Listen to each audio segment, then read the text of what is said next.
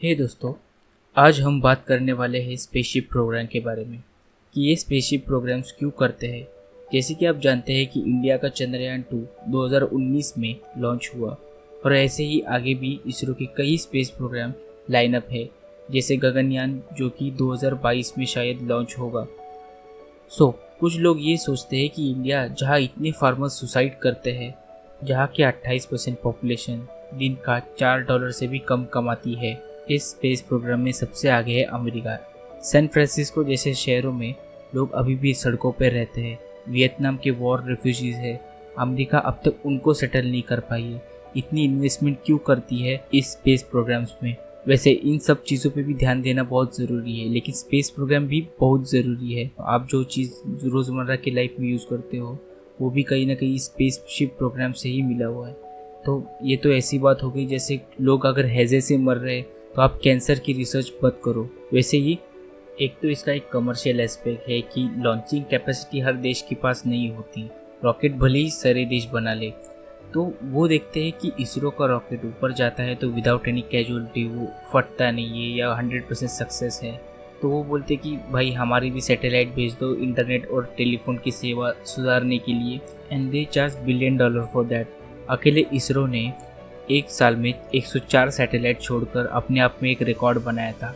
इसरो ने ऐसे ही बहुत सारे सैटेलाइट्स को छोड़कर 230 करोड़ रुपए कमाए थे और दुनिया का स्पेस एक्सप्लोरेशन का बजट 13 लाख करोड़ का है। ये एक कमर्शियल एस्पेक्ट था इसके पीछे। और तो और इलॉन मस्क की स्पेसएक्स और अमेज़न की ब्लू ओरिजिन जैसे कंपनियां आज स्पेस टूरिज्म पे रिसर्च कर रही है। तो वो जब सक्सेसफुल हो जाएंगे तो लोगों का ट्रस्ट बनेगा, तो वो 2022 या उसके बाद वो स्पेस एक्सप्लोरेशन के लिए चले जाएंगे। और इसके कुछ बुनियादी फ़ायदे भी है जिसके बारे में मैं आपसे एक्सप्लेन करने वाला हूँ। जैसे कि एग्जांपल लीजिए F1 कार्स। F1 कार जो कि रेसिंग कार होती है वो नॉर्मल रोड्स पे नहीं चलती, वो हमेशा रेसिंग ट्रैक पे ही चलती है क्योंकि वो बहुत फ्रेगाइल होती है और वो टूट सकती है। उसकी स्पीड का जो राज होता है वो उस फॉर्मूले को हमेशा गार्ड करके रखते हैं। जाहिर है सबको अपनी रेस जीतनी है और उसी वजह से तो उनकी ब्रांडिंग होती है और एडवर्टाइजमेंट होती है और वो हमेशा एक्सपेरिमेंटल फेज़ में होती है। जब भी कोई नई टेक्नोलॉजी वो लोग ईजाद कर लेते हैं तो वो जो कि करंट टेक्नोलॉजी को एब्सोल्यूट कर देती है, मतलब जो पुरानी वाली टेक्नोलॉजी है उसको वो असेंबली लाइन में लाते हैं। मतलब जैसे कि फरारी की अपनी असेंबली लाइन है, BMW की अपनी असेंबली लाइन है, जिससे कि वो टेक्नोलॉजी नॉर्मल कार्स में यूज़ होती है। उसकी वजह से हमारी कार्स दिन पर दिन फास्ट और फास्ट होती जा रही है, वो इसी की वजह से। स्पेस प्रोग्राम में भी ऐसा ही होता है कि जो भी टेक्नोलॉजी वो लोग ईजाद करते हैं फिर उसे वो नॉर्मल पीपल्स के लिए भी यूज़ करते हैं। तो वैसे ही कई इन्वेंशन की मैं आपको जानकारी देने जा रहा हूँ। चलिए शुरू करते हैं। फर्स्ट इन्वेंशन है GPS। जी हाँ, GPS हमें इस स्पेस रेस की वजह से ही मिला है। जब भी आप कोई उबेर की गाड़ी या फिर कोई पिज़्ज़ा डिलीवरी का ऑर्डर देते हो, आप उनको अपना GPS लोकेशन भेजते हो, तो उस वक्त आपके मोबाइल से एक नहीं, दो नहीं, 3 सैटेलाइट कनेक्ट होती है। ये सैटेलाइट कोई आपको पिन पॉइंट नहीं करती है कि आप कहाँ खड़े हो, तो वो क्या करती है कि आप जहाँ खड़े होते हो उसके आजू बाजू एक डायमीटर में वो एक सर्कल बनाती है, एक अंदाजन सर्कल बनाती है। और वैसे ही दूसरी जो सैटेलाइट होती है वो उसको इंटरसेक्ट करके एक सर्कल बनाती है। वैसे ही तीसरी सैटेलाइट उन दोनों को इंटरसेक्ट करके एक सर्कल बनाती है। और ये 3 सर्कल जहाँ पे इंटरसेक्ट करते हैं मेन मिडल पॉइंट में, उस पॉइंट को वो लोकेट करती है कि आप यही कहाँ खड़े हो। इसी वजह से जब भी कोई Uber driver, pizza delivery boy आपके कुछ मीटर अंतर पे ही खड़ा रहता है, जिससे उसको पता चलता है कि आप इसी किसी लोकेशन पे हो। तो ये GPS हमें स्पेस रेस की वजह से मिली। दूसरी इन्वेंशन है बेबी डायपर्स। जी हाँ, इसका भी इन्वेंशन स्पेस रेस में ही हुआ है। जब भी कोई एस्ट्रोनॉट स्पेस स्टेशन पे या सैटेलाइट की मरम्मत कर रहा होता है तो वो बार बार टॉयलेट के लिए अंदर स्पेसशिप में नहीं आ सकता, क्योंकि वो स्पेस सूट पहनना बहुत मशक्क़त वाला काम होता है।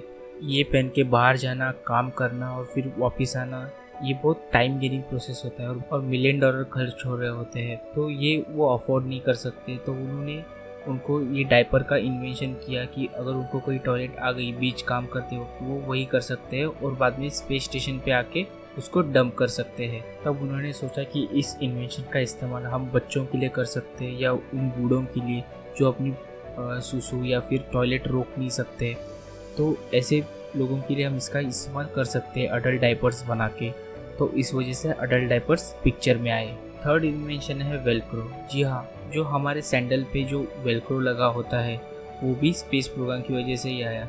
जब भी कोई स्पेस सूट बनता है तो स्पेस सूट में कई सारी चीज़ें रखी होती है। उस कई सारी चीज़ों को रखने के लिए, उनको सेफगार्ड करने के लिए या आपके स्पेस सूट को फुल्ली आइसोलेट करने के लिए हम वेलक्रो का इस्तेमाल करते हैं, जिससे कि उसके अंदर की चीज़ें जो होती है वो सेफगार्ड रहती है और वो बाहर निकलती नहीं है ग्रेविटी कम होने की वजह से। फोर्थ इन्वेंशन है फायरप्रूफ जैकेट। अगर कोई स्पेस शटल में आग लग जाए या फिर कोई हादसा हो जाए तो उसमें एस्ट्रोनॉट को सेव करने के लिए उन्होंने फायरप्रूफ जैकेट का इस्तेमाल किया था। बाद में उन्होंने इस फायरप्रूफ जैकेट्स का इस्तेमाल बहुत जगह पे किया, जैसे कि हमारे फायरमैन आग से बचने के लिए, आग से प्रोटेक्ट करने के लिए इस फायरप्रूफ जैकेट्स का इस्तेमाल करते हैं। माउंटेनियर्स पीक पॉइंट पे पहुंचने के बाद उस ठंड से बचने के लिए, लोवेस्ट टेम्परेचर से सर्वाइव करने के लिए इस फायरप्रूफ जैकेट्स का इस्तेमाल करते हैं। फिफ्थ इन्वेंशन है एमआरआई स्कैनिंग। इसके पीछे एक स्टोरी है जो मैं आपके साथ शेयर करना चाहता हूँ कि स्टैनफोर्ड यूनिवर्सिटी के एलुमनीज थे, उसमें से एक नासा का साइंटिस्ट था और दूसरा एक ऑर्थोपेडिक सर्जन था। तो वो हर हफ्ते मिला करते थे। तो एक बार ऐसे ही मिलने के बाद नासा के साइंटिस्ट ने बताया कि मेरे पास जो फोटोग्राफ्स आती है या स्पेस की, तो वो बहुत धुंधली होती है, तो उनको क्लियर करने के लिए मैं उस पर मैग्नेटिक रेजोनेंस लगाता हूँ। तो ये सुनकर ऑर्थोपेडिक सर्जन के दिमाग में एक आइडिया आया कि मैं दिन भर जो ये एक्सरे देखता रहता हूँ, अगर इस पर मैं मैग्नेटिक रेजोनेंस लगा दूँ तो वो और क्लियर हो जाएगी। तब एमआरआई स्कैनिंग पिक्चर में आई। आज जो हम एमआरआई स्कैनर देखते हैं वो उसी स्पेस प्रोग्राम की वजह से ईजाद हुआ है, और आज हम इतनी क्लियर पिक्चर ले लेते हैं हमारी हड्डियों की या हमारे दिमाग की। तो ये सब स्पेसशिप प्रोग्राम की वजह से ही हमें मिल पाया है। सिक्स इन्वेंशन है लेज़र सर्जरी। स्पेस शटल हो या स्पेस इक्विपमेंट जो होते हैं वो इतने छोटे या इतने फाइन होते हैं कि कभी कभी ह्यूमन हैंड उतना फाइन वर्क कर नहीं सकता। तो ऐसे फाइन वर्क करने के लिए हमेशा लेज़र्स और मशीन्स का इस्तेमाल किया जाता है। तो आज हम देखते हैं कि इसी लेज़र टेक्नोलॉजी का इस्तेमाल करके हम अपनी आई सर्जरीज भी परफॉर्म करते हैं। तो ये सब टेक्नोलॉजीज भी हमें स्पेसशिप प्रोग्राम की वजह से मिली। सेवेंथ इन्वेंशन है बेबी फार्मूला। सेरेलैक हम सब ने खाया होगा बचपन में।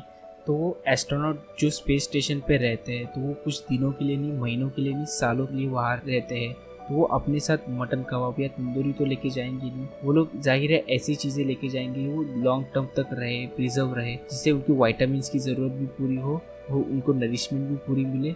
ऐसा कोई जो पाउडर फॉर्म में हो, जो कि मतलब पानी में मिलाया यूं करके और पी लिया तो उनकी वाइटामिन की ज़रूरत पूरी हो गई। तब पिक्चर में आया है बेबी फार्मूला। तो उससे उनकी नरिशमेंट भी पूरी हो गई, उनको ज़रूरी वाइटामिन भी मिल गए सस्टेन करने के लिए। तो उन्होंने सोचा कि बच्चे जितना खाते हैं उससे उनकी न्यूट्रिशन वैल्यूज़ या उनकी वाइटामिन की ज़रूरत पूरी नहीं होती, तो हम इसका इस्तेमाल इन पर भी कर सकते हैं। तभी बेबी फार्मूला बच्चों के लिए भी यूज़ होने लग गया।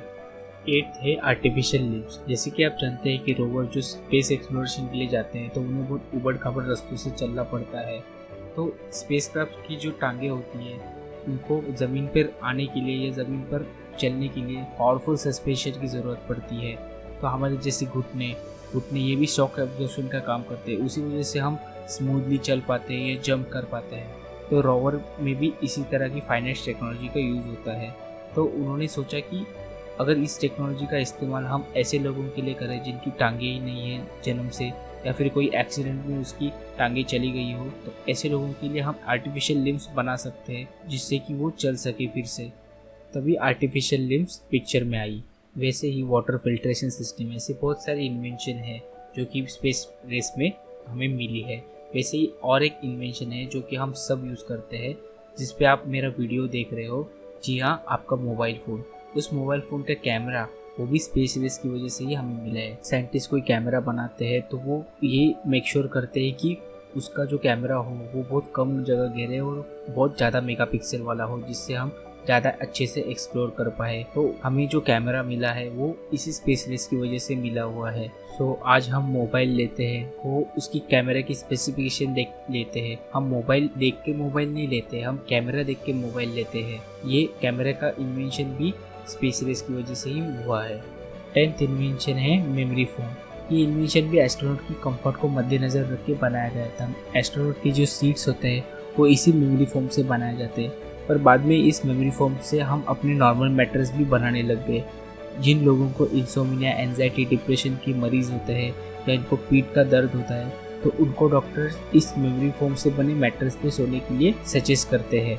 11th है सोलर पैनल। जैसे कि आप जानते हैं कि हमारे सैटेलाइट्स, रोवर जो अर्थ से बहुत दूर होते हैं तो उनकी फंक्शनिंग के लिए या उनकी वर्किंग के लिए उनको एनर्जी और इलेक्ट्रिसिटी की ज़रूरत पड़ती है।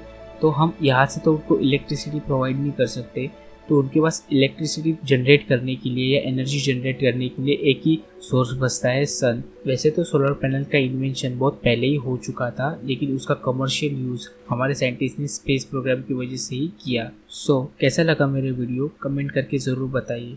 ये बातें मैंने आपको नील डेग्रास टाइसन की book Astrophysics for People in a Hurry से बताई है। आज के लिए इतना ही। Please subscribe to my channel, like the video and comment. मैं आपसे मिलता हूँ अगली बार नए कहानी के साथ।